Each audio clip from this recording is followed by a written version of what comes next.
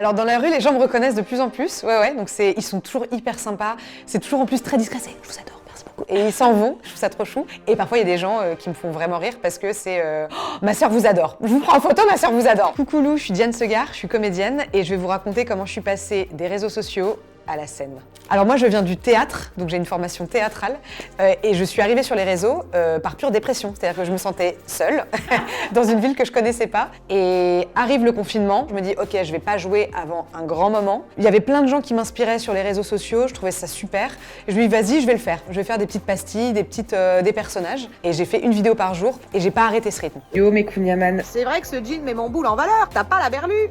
Bon, il a dit quoi le médecin Fernand pour ton cancer de la bistouquette là? Ah, c'est un vrai piranha ce gosse. Ouais. Là, je vais lui donner mon mamelon pour la tétée, il va m'en faire un tacos. T'as combien d'abonnés aujourd'hui? Alors aujourd'hui, en termes d'abonnés sur Instagram, j'en ai 840 et des brouettes. Pardon pour les brouettes parce que vous êtes des petites âmes et je suis désolée de vous traiter comme ça. Sur Facebook, j'en ai 300 000 et sur TikTok, 800 000. Donc si tu cumules, En petit cumulé, ça fait 2 millions. c'est énorme. C'est énorme. T'es une influenceuse quand Ah même. non, non, non. Non, je suis pas influenceuse. Je pense que je suis pas influenceuse. Moi, je suis comédienne. Ce que je veux, c'est jouer et j'ai pas du tout envie d'influencer les gens. C'est pas du tout mon métier. Donc, ne m'écoutez pas.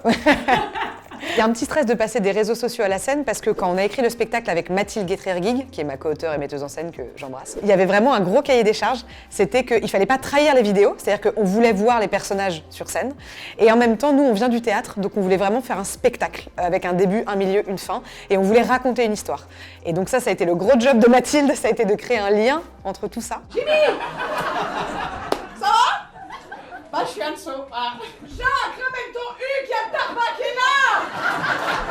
Allez, plastique, Xanax Kids. Elles étaient là. Son doudou. Donc c'est 10 personnages qui vont venir sur scène et qui vont prendre la parole à ma place, parce que moi, Diane, je ne veux pas monter sur scène, j'ai trop peur.